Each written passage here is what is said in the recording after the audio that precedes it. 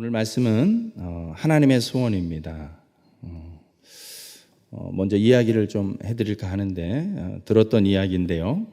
한 동갑내기 노 부부가 결혼한 지 30주년이 됐습니다. 30주년 기념일을 자축하고 있는데 성경적인 이야기는 아닙니다. 한 요정이 나타나서 이렇게 말했다고 합니다. 그동안 두 사람이 30년 동안 너무나 금슬이 좋으니까는 내가 소원이 있으면은 한 가지씩 들어주겠다라고 그렇게 이야기를 했다고 합니다. 그러니까 할머니가 먼저 소원을 빕니다. 우리가 워낙 그동안 사느라 정신이 없어서 가난해서 빠듯해서 세상 구경을 못했어요. 세계 일주를 시켜주면 좋겠습니다 라고 소원을 말했더니 그 요정이 지팡이를 흔들자 세계 일주 항공권이 딱 나타난 겁니다. 놀랍죠? 그걸 보면서 이제 할아버지가 또 말합니다. 할아버지의 나이가 60세인데 할아버지의 소원은 이런 것입니다.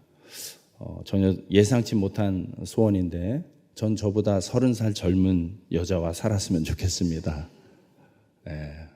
그랬더니 요정이 또 그 소원을 듣고선 탁 지팡이를 흔들었더니 어떻게 됐을까요? 60세 할아버지가 갑자기 90세가 되었습니다. 뭐 소원에 대한 뭐 이런저런 그냥 웃자고 하는 이야기인 것 같은데, 여러분 사람 살면서 지금 우리 중고등부가 찬양 가운데도 고백을 했지만은 기대 혹은 소원이라는 것이 있죠. 크든지 작든지 사람 저마다 그 소원을 가지고 살아갑니다. 그리고 그 소원을 위해서 때로는 어떤 대가를 지불하거나 노력을 하죠. 여러분에게도 뭐 크고 작은 소원이 있을 거예요. 특별히 우리 청소년 성도들이 오늘 2명이나 또 이렇게 쉽지 않은 이 시간에 빗길을 뚫고 와줘서 너무 감사한데, 청소년 시기에는 어떻게 보면은 참 꿈꾸기 좋은 시기이죠. 안타깝게도 이제 우리나라의 청소년 현실은 그러기에는 조금 너무나 각박한 환경이 요구되기도 하지만은 어쨌든 이 청소년 시기 또 우리의 인생에 참 꿈을 꾸면서 살아갈 수 있는 것들이 많이 있습니다. 어떤 분에게는 집을 마련하는 것이 평생 꿈일 수 있고, 우리 청소년 시기에는 뭐가 꿈일까요? 뭐니 해도 좋은 학교 진학하는 게 꿈이 될 수 있겠죠. 청년들에게는 취업하는 거, 또 좋은 배우자 만나는 거, 그런 게 소원일 수 있습니다. 여러분, 우리에게 소원이 있듯이 하나님께도 소원이 있습니다. 천지를 지으시고 다스리시는 하나님이시지만 하나님께도 분명히 소원이 있다라고 그렇게 말씀하고 있습니다. 오늘 우리가 읽었던 이 본문의 4절 말씀을 한번 좀 같이 읽어보도록 하겠습니다. 시작.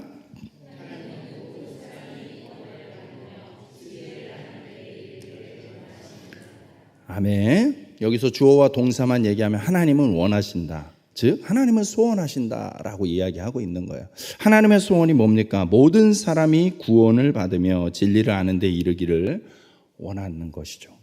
그러면 하나님의 소원은 더 쉽게 말하면 무엇입니까? 영혼 구원이에요. 모든 사람의 구원을 원하고 계십니다. 여러분, 그것이 하나님의 뜻입니다. 하나님은요, 모든 사람이 살아나는 거, 모든 사람의 그 생명을 살리는 전도가 하나님의 소원인 줄로 믿습니다. 에스겔 33장 11절 말씀에 보면은요, 너는 그들에게 말하라. 주 여호와의 말씀이니라. 나의 삶을 두고 맹세하노니 나는 악인이 죽는 것을 기뻐하지 아니하고 악인이 그의 길에서 돌이켜 떠나 사는 것을 기뻐하노라. 이스라엘 족속아, 돌이키고 돌이키라. 너희 악한 길에서 떠나라. 어찌 죽고자 하느냐 하셨다 하라. 아멘. 여러분, 하나님의 소원은 모든 사람의 구원이라고 했잖아요. 이 모든 사람의 범주 안에 누구도 해당이 된다고요? 범죄자들도 해당이 된다는 거예요. 이 악인이 죽는 것도 하나님은 절대 기뻐하지 않으세요. 하나님이 좋아서 지옥을 만든 것이 아니라는 것이죠. 하나님은요, 죄인이라 할지라도 돌이키기를 원하고 계신 줄로 믿습니다. 그 예나 지금이나 하나님의 뜻은 변함이 없는 것이죠. 여러분, 예수님이 다시 오신다고 약속하셨어요. 그 약속한 지가 벌써 얼마나 됐어요? 적어도 2000년이 된 거잖아요. 이 2000년 동안 내가 다시 오마 약속해놓고 2000년 동안 안 나타나면 우리의 상식에는 어때요? 예수님 약속도 안 지키네? 예수님 왜 이렇게 늦어? 이런 생각이 들잖아요. 아세요? 한 명이라도 더 구원하기 위해서, 한 명이라도 더 구원하기 위해서 예수님의 재림이 늦어진다라고 우리가 이해할 수 있습니다. 한 사람이라도 더 구원받게 하시기 위해서입니다. 베드로후서 3장 9절 말씀 한번 읽어봅시다. 시작.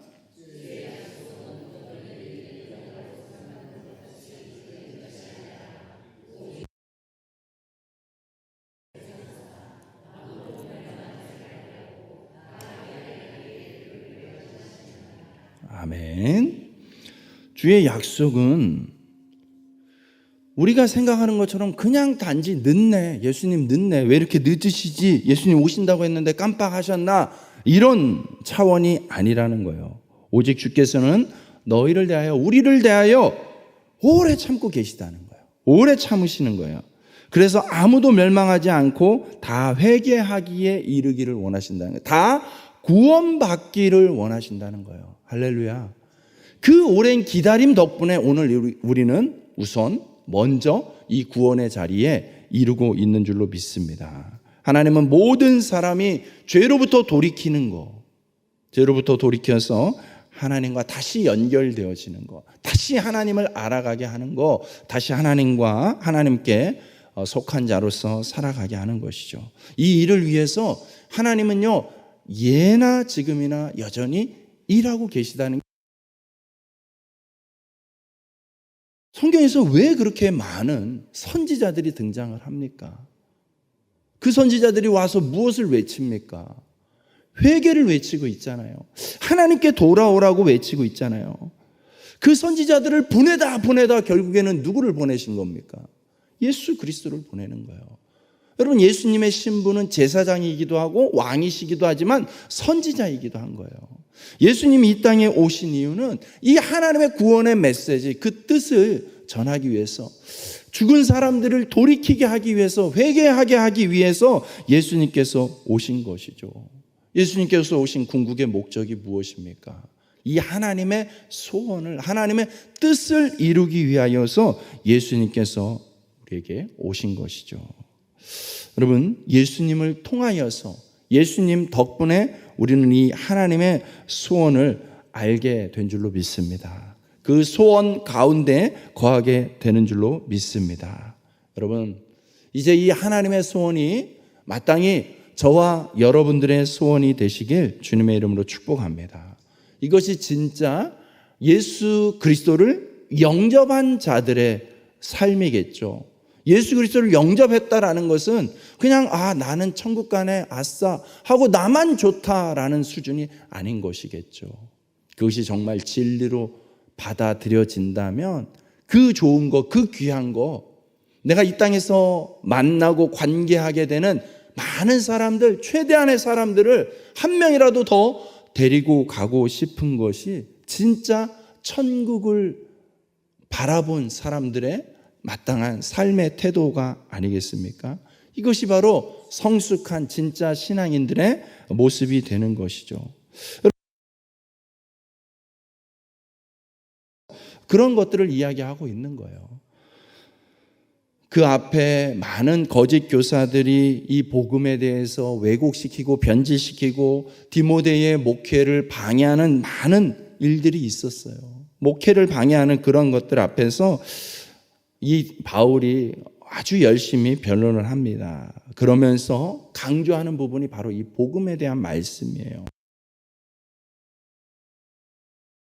대한 분명한 중심, 분명한 목적은 무엇에 있겠습니까?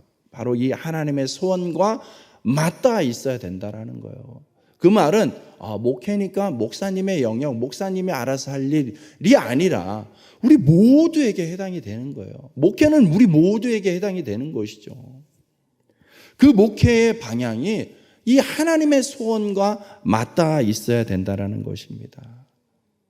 다른 말로 하면 교회의 존재 이유, 우리가 신앙생활을 하고 있는 이유, 목적이 바로 이 하나님의 소원과 맞닿아 있어야 된다는 것이죠. 여러분, 그 하나님의 소원을 이루기 위하여서 하나님이 우리에게 맡기신 삶의 어떤 자세가 있습니다. 오늘 그 하나님의 소원을 이루기 위하여서 우리가 생각해야 되는 두 가지를 좀 생각하고 같이 한번 기도하는 시간을 가지려고 합니다. 첫 번째로는요, 이 하나님의 소원을 이루기 위하여서 우리가 해야 되는 것은 먼저 기도해야 합니다. 무엇을 해야 된다고요? 기도해야 합니다. 너무나 당연한 얘기를 목사님 하시네요. 예, 원래 진리는 복잡하지 않습니다. 원래 진리는 너무나 명확하고 너무나 단순한 것입니다. 그래야지 변함이 없는 것이죠. 여러분, 이 하나님의 소원을 이루기 위해서 많은 방법론들이 얘기될 수 있어요. 그리고 그것들이 어느 정도는 효과가 있을 수는 있어요. 그러나 이것이 우선되지 않으면 다른 것들은 다 신기루와 같이 하나님의 소원이 모든 사람에 대한 구원이잖아요. 구원. 무엇을 구원하는 겁니까? 영혼을 구원하는 거잖아요. 영혼을 어떻게 다룰 수가 있습니까? 영혼이라는 것을 물질로 다룰 수가 있겠습니까? 영혼이라는 것은 물질을 초월하는 존재이지 않습니까? 그런데 물질로서는 다룰 수가 없다라는 다루는 것이죠. 이 영적인 분명한 방식이 바로 기도라는 거예요. 그래서 여러분, 영혼을 구원하는 일에 있어서 기도 없이는 이루어질 수 없다라는 거예요. 여러분, 그렇기 때문에 반드시 이 하나님의 소원, 영혼 구원을 위하여서 우리는 우선 기도가 앞장서야 될 줄로 믿습니다. 1절, 2절 말씀 한번 그렇게 읽어봅시다. 시작.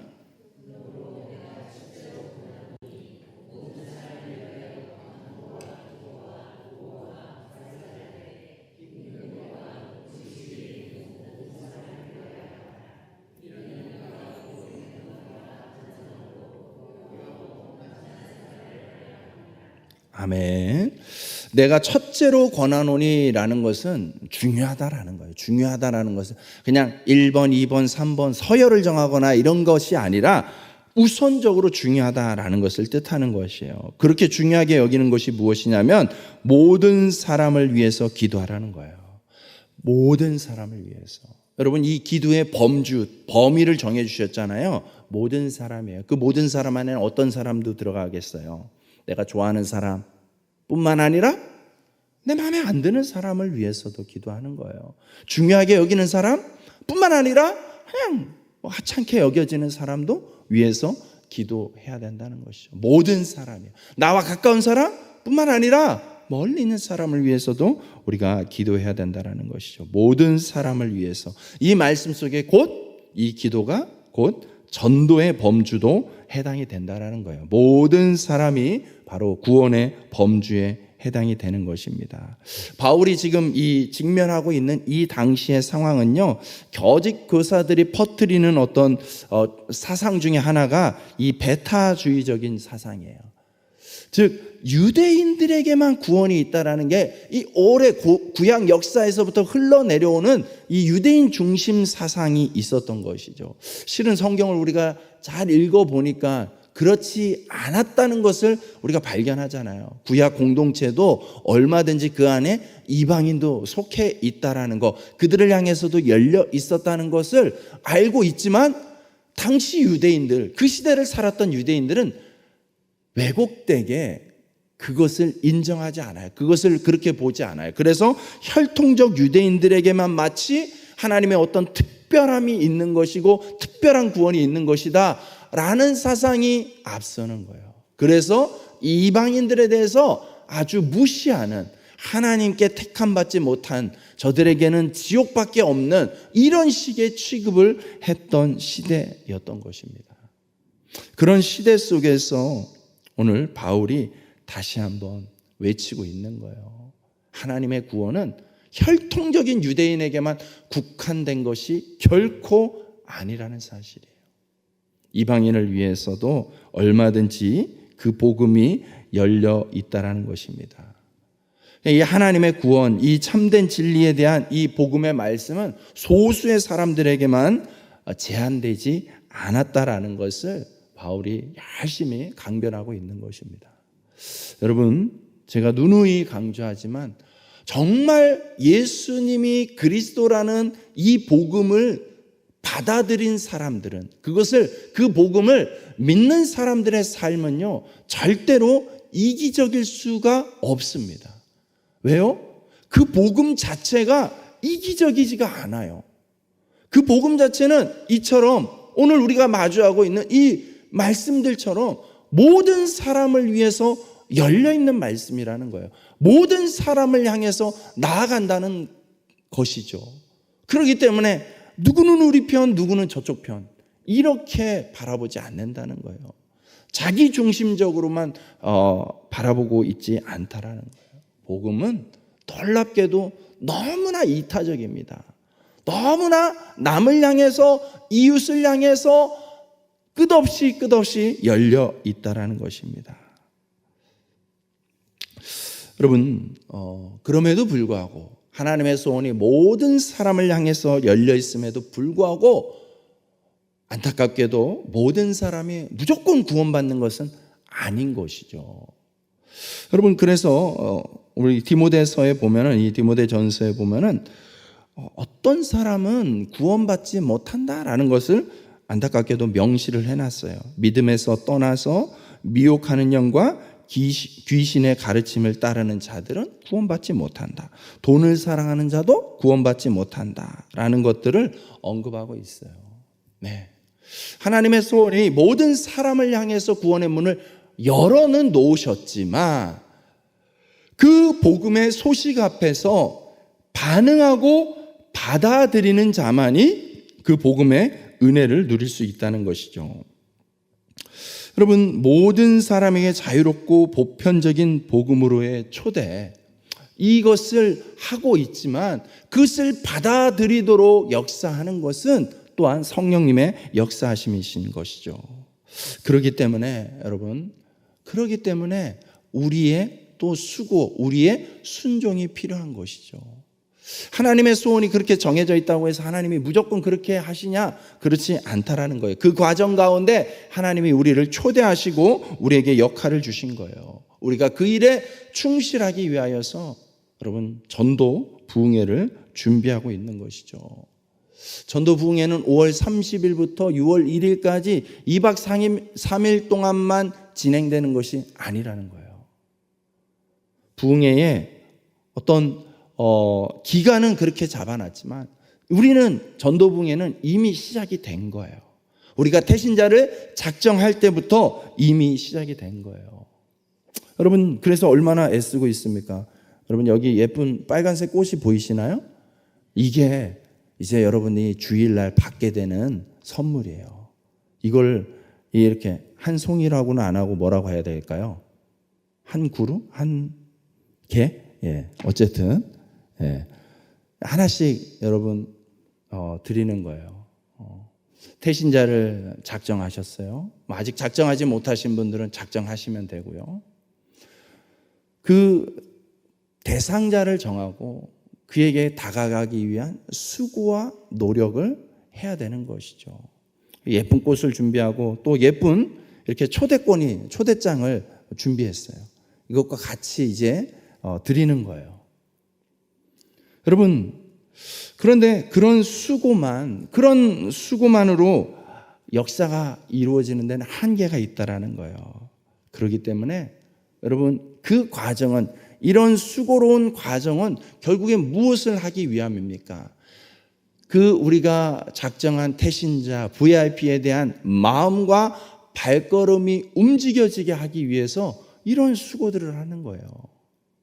여러분, 그냥 이런 거 하찮게 여기면 안 되는 것이죠. 이런 걸 드리면서 우리의 마음, 우리의 중심, 우리의 어떤 초대하고자 하는 의지, 이런 것들을 전달해요. 근데 그것이 내가 아무리 수고하고 노력해도 상대방이 그걸 알아줘야 될 거 아닙니까? 그걸 받아들여야 될 거 아닙니까? 그걸 인정해줘야 될 거 아니에요. 여러분, 그러기 위해서 우리가 할 수 있는 최선의 방법은요, 기도가 우선되어야 된다는 거예요. 왜냐하면 사람의 마음을 움직이는 거잖아요. 그 영혼을 움직이는 거잖아요. 그렇기 때문에 여러분, 영혼을 움직이는 데는 기도만한 것이 없다라는 것이죠. 기도할 때에 그렇게 그 영혼의 마음이 움직여지게 될 줄로 믿습니다. 여러분, 우리 믿는 자들을 향해서 성경에서 이야기하기를 우리의 신분이 마치 무엇과 같냐면 너희는 왕 같은 제사장들이라고 표현합니다. 여러분, 제사장이 무엇을 하는 사람입니까? 그냥 일반 백성들과 하나님 사이에서 연결해 주는 역할을 하는 거예요. 중재하는 역할을 하는 거예요. 그래서 제사장의 중요한 업무 가운데 하나가 뭐냐면 백성들을 위해서 기도해 주는 사람이에요. 다른 말로 표현하면은 기도를 통하여서 백성을 다스리고 섬기는 사람이라는 뜻이에요. 그게 뭐라고요? 그게 제사장이라고요. 근데 그 제사장이라는 호칭이 우리에게 주어졌다는 거예요. 너희는 왕 같은 제사장들. 우리는 왕 같은 제사장들이라는 거예요. 그것이 복음 안에 있는 자들을 향해서 하나님이 말씀해 주신, 선언해 주신 귀한 말씀이라는 것이죠.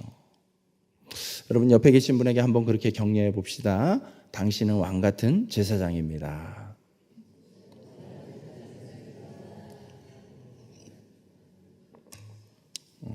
오늘 굉장히 비가 오니까는 분위기 있게 이렇게 속삭이듯이 이야기하시네요. 네, 중요합니다. 우리는 왕 같은 제사장이에요. 기도함으로써 하나님과 이 이웃, 하나님과 나의 VIP, 하나님과 나의 태신자 그 사이를 연결하고 있는 것입니다. 성도란 모름지기 사람들을 위해서 기도하면서 이 땅을 다스리고 이 땅을 축복해야 되는 사람들입니다. 하나님은 그리스도인의 기도를 통해서 일하고 계시는 줄로 믿습니다. 하나님은 기도를 통해서 당신의 뜻을 성취하시고 역사하신다고 말씀하고 있습니다. 이사야 62장 6절과 7절 말씀입니다. 예루살렘이여, 내가 너의 성벽 위에 파수꾼을 세우고 그들로 하여금 주야로 계속 잠잠하지 않게 하였느니라. 너희 여호와로 기억하시게 하는 자들아, 너희는 쉬지 말며 또 여호와께서 예루살렘을 세워 세상에서 찬송을 받게 하시기까지 그로 쉬지 못하시게 하라. 아멘. 여러분, 하나님이 일하시는 동력, 하나님이 일하시는 동기부여는 바로 우리의 기도를 통해서 하나님이 그렇게 작동하시겠다라고, 활동하시겠다라고 말씀하고 있는 것이죠. 여러분, 오늘 이렇게 비가 많이 오는 이유는 무엇입니까? 하늘 위에 수증기가 많다는 것이죠. 그 수증기는 어디에서 올라간 거예요? 땅에서부터 올라간 것이죠. 땅에서 수증기가 올라가서 하늘에서 비구름을 만들어서 비를 쏟아붓는 것이죠. 수증기가 올라갔기 때문에 비가 쏟아지는 것입니다. 여러분, 마치 그런 것처럼 우리의 기도가 올라갈 때에 하나님의 은혜가 이 빗줄기와 같이 임하게 되는 줄로 믿습니다. 기도하고 엎드린 만큼 하나님의 역사가 나타나는 것이고 은혜가 임하는 것이고 성령님이 일하시는 줄로 믿습니다. 모든 사람을 위한 기도는 너무나 당연하죠. 왜냐하면 하나님이 모든 사람의 구원을 원하시기 때문입니다. 여러분, 우리가 이 목적을, 이 너무나도 선명한 목적을 우리 인생의 목적으로, 우리 인생의 방향으로 정할 수 있기를, 확정할 수 있기를 주님의 이름으로 축복합니다. 존 스토트라는 영국의 유명한 목사님이 계세요. 그분이 이런 유명한 말을 합니다. 세상의 정의와 평화를 향한 진전이 느린 것과 세계 복음화의 진행이 느린 것은 무엇보다 하나님의 백성이 기도하지 않기 때문이다. 기도하지 않기 때문이에요. 세상에 곳곳에 전쟁과 아픔과 미움과 싸움들이 끊이지 않는 이유는요, 하나님이 일하지 않아서가 아니라 우리의 기도가 부족하기 때문이라는 것이죠. 여러분, 기도는 곧 영혼 구원, 이 역사의, 이 사역의 시작이 되는 줄로 믿습니다. 그렇기 때문에 여러분, 오늘 이 자리가 너무나 중요한 자리예요. 이 자리에서 여러분들이 그 태신자 한 명 한 명의 이름을 불러가면서 기도할 때에 하나님께서 그 영혼 가운데, 그 인생 가운데 일하고 계실 줄로 믿습니다. 여러분, 두 번째 우리가 기억해야 되는 것은 전파해야 됩니다. 뭐 해야 된다고요? 전파해야 된다고요. 5절, 6절 말씀, 디모데전서 2장 5절, 6절 말씀 한번 같이 읽습니다. 시작.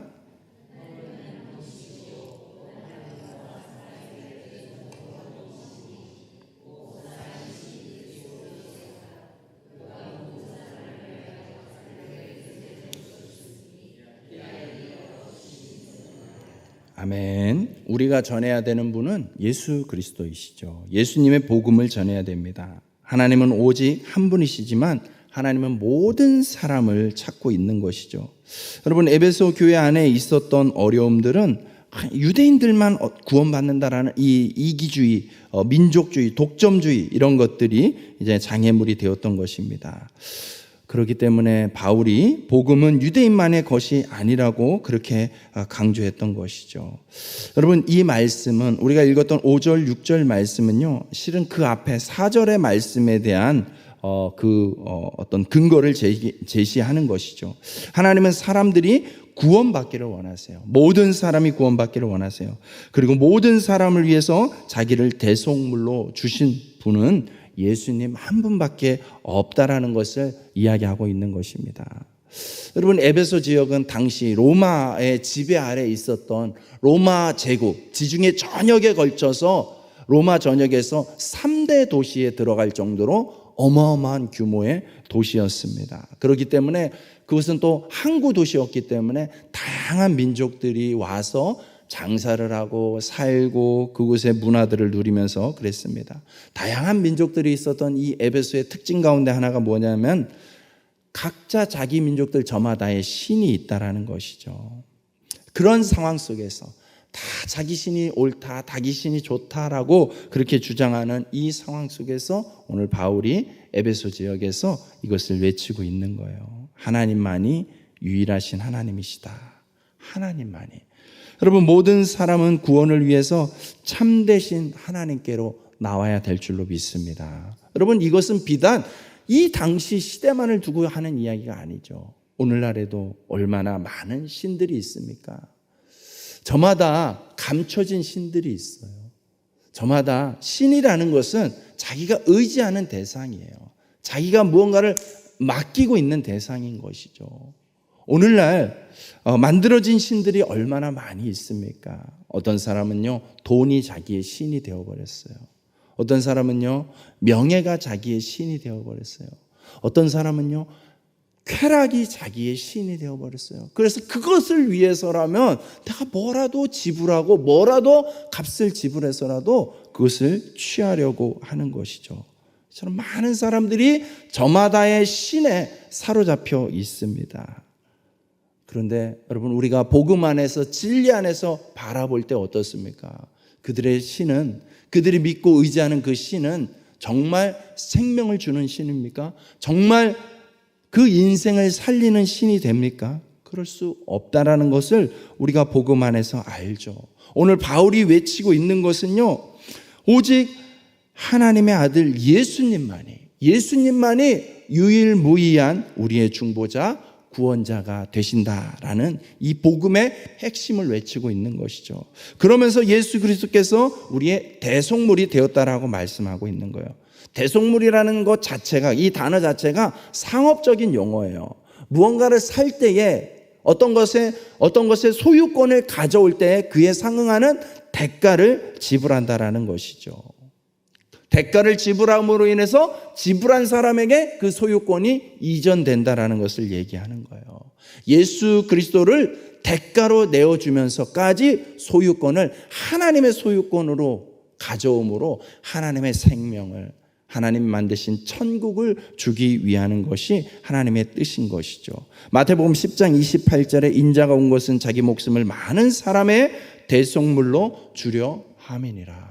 예수님의 오심 자체가 이미 자기 목숨을 내놓기 위해서 무엇으로? 대속물로서 값을 지불하심으로 내어놓기 위해서 오신 것이죠.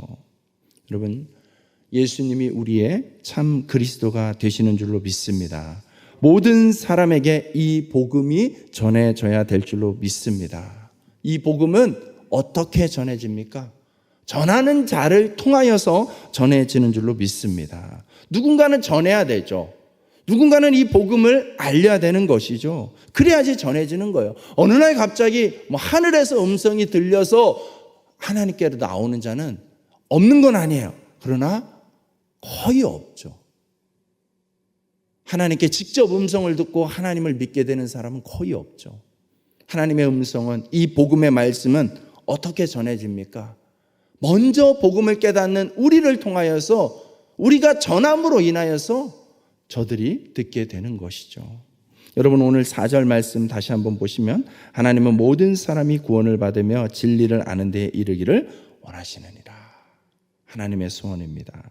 진리를 아는 데에 이른다라는 것은 구원에 대한 어떤 인식이에요. 즉, 회심하기 위해서는 각 사람이 핵심적인 진리를 이해해야 된다라는 것을 강조하고 있는 거예요. 이 진리가 무엇입니까? 진리에 대한 또 다른 성경적 용어가, 진리와 같이 쓰이는 용어가 바로 이 복음이라는 것이죠. 그래서 바울은 이 복음을 전파하는 일에 최선을 다하고 있는 거예요. 바울은 자신의 이방인 선교를 모두가 구원받기를 원하는 하나님의 소원이 있기 때문에 이렇게 하는 것이다 라고 외치고 있는 것이죠. 7절 말씀에 이를 위하여 내가 전파하는 자와 사도로 세움을 입은 것은 참말이요 거짓말이 아니니 믿음과 진리 안에서 내가 이방인의 스승이 되었느니라. 아멘. 여러분, 이 당시만 해도 예수님의 사도들이 있었어요. 12사도들. 사도라 하는 것은 예수님께 직접 가르침을 받았던 사람들을 얘기하는 거예요. 근데 바울은 실은 그 기준에 의하면 직접 예수님께 가르침을 받지는 않았어요. 그러나 바울의 어떤 회심의 과정 속에서 예수님을 정말 특별한 어떤 하나님의 섭리로 이렇게 만나게 되고 회심하게 되고 깨닫게 되면서 바울도 사도라 이렇게 칭함을 받게 된 것이죠. 어쨌든 그런 사도로서의 부름을 받아서 이제 활동을 해야 되는데, 기존의 사도들을 비롯한 기존에 예수님을 믿었던 사람들이 대부분 다 유대인들이에요. 그래서 그들이 가지고 있었던 생각이 그냥 유대인에게만 전하는 걸로 족하게 생각했던 거예요. 그런데 하나님의 뜻은 모든 사람에게 있었기 때문에 빌립 집사 같은 사람을 통하여서 유대인들이 가장 무시하고 멸시했던 사마리아 지역에 가서 복음을 전하게끔 했던 것이죠. 그리고 바울이라는 사람을 불러서, 바울이 가지고 있는 아주 특별한 백그라운드가 있어요. 바울은 실은 오늘날의 터키 땅에서 태어난 사람이에요. 다소라는 곳에서 태어났어요. 그곳은요, 이미 로마인들에 의해서 점령된 도시이고, 그래서 많은 민족 출신들이 지냈던 곳이에요. 살았던 곳이에요. 그러니까 바울은 성장할 때부터 여러 민족에 대한 어떤 인식이 달라져 있었어요. 기존의 사도들은 그냥 이스라엘 땅 안에서만 태어나서 살았기 때문에 그런 인식이 거의 약했던 것이죠. 그래서 바울이 가지고 있던 문화적 성장 배경, 이런 것들을 하나님께서 축복하셔가지고 이방인에게 나아갈 수 있도록, 이방인에게 복음을 전할 수 있도록 사용해 주신 거예요.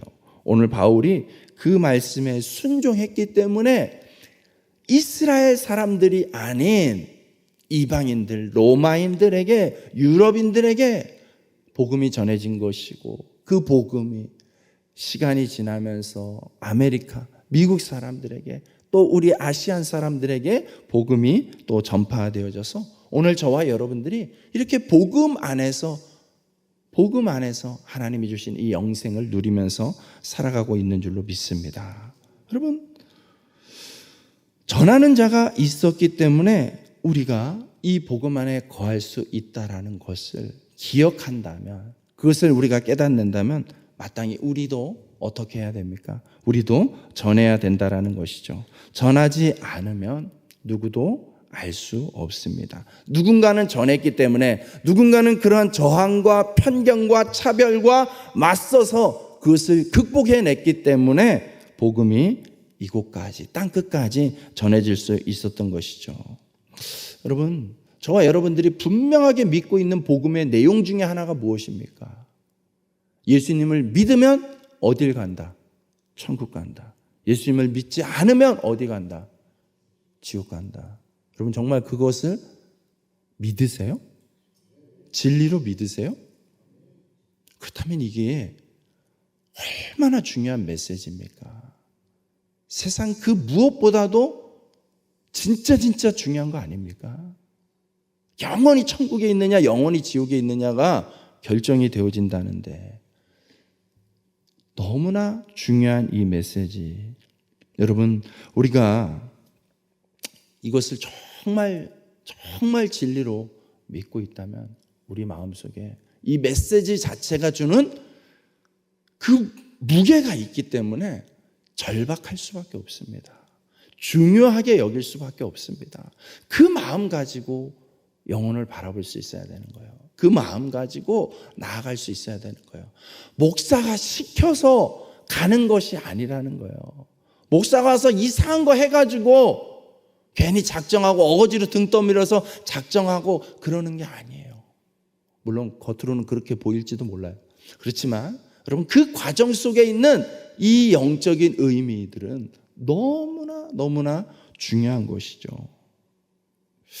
여러분 많은 사람들이 이것이 정말 진리인 것을 의심하지는 않지만 믿고는 있지만 정말 직면하고 있는 것은 또 다른 차원인 것 같아요. 기독교의 한 부류인 구세군이라는 게 있습니다. 왜 우리 연말이면 크리스마스 시즌 되면 이렇게 빨간 냄비에다가 종 치시는 분들이 있죠. 그분들이 그 구세군을 설립한 분이 윌리엄 부스라는 분인데요. 그분이 겪었던 일화가 하나 있습니다. 그분이 어느 이제 전당포 주인이 이 윌리엄 부스에게 다가와서 이런 말을 했대요. 나는 지옥이 있다면 당신처럼 전도하지는 않겠습니다. 너무나 안이하게 아무 일도 없을 것이라는 듯이 복음을 전하는 부스에게 충격적으로 내뱉은 말이라는 거예요. 얼마나 성의 없어 보였으면, 얼마나 안 간절해 보였으면 그런 말을 내뱉었을까요? 지옥이 정말 있다면 다급하게 절박하게 전도해야 되지 않겠습니까? 라고 오히려 지나가는 그 사람이 이 부스에게 그 말을 했대요. 너무나 다행히도 부스가 그 말을 가슴에 새기게 됐다는 것이죠. 그러면서 사람들을 대하는 태도가 달라졌다라는 거예요. 여러분 하나님의 소원은 영혼 구원에 있어요. 누가복음 15장에 보면은요, 3가지 잃어버린 것에 대한 이야기가 소개되고 있습니다. 첫 번째는 잃어버린 양, 두 번째는 잃어버린 동전 드라크마, 세 번째는 잃어버린 아들에 대한 이야기입니다. 누가복음 15장 7절 말씀에 보면 내가 너희에게 이르노니 이와 같이 죄인 한 사람이 회개하면 하늘에서는 회개할 것 없는 의인 99으로 말미암아 기뻐하는 것보다 더하리라. 하늘에 있는 99이 하나도 안 중요하다 이 얘기를 하고자 하는 게 아니잖아요. 뭘 더 강조하는 거예요? 잃어버렸는데 다시 찾게 된 한 영혼에 대한 그 기쁨, 잃어버린 영혼을 다시 찾았을 때에, 살렸을 때의 그 기쁨을 이야기하고 있는 거예요. 그 이야기의 결정이 바로 우리가 잘 알고 있는 탕자 이야기, 잃어버린 아들에 대한 이야기지 않습니까? 아버지는 돌아온 아들로 인해서 무엇을 합니까? 잔치를 벌입니다.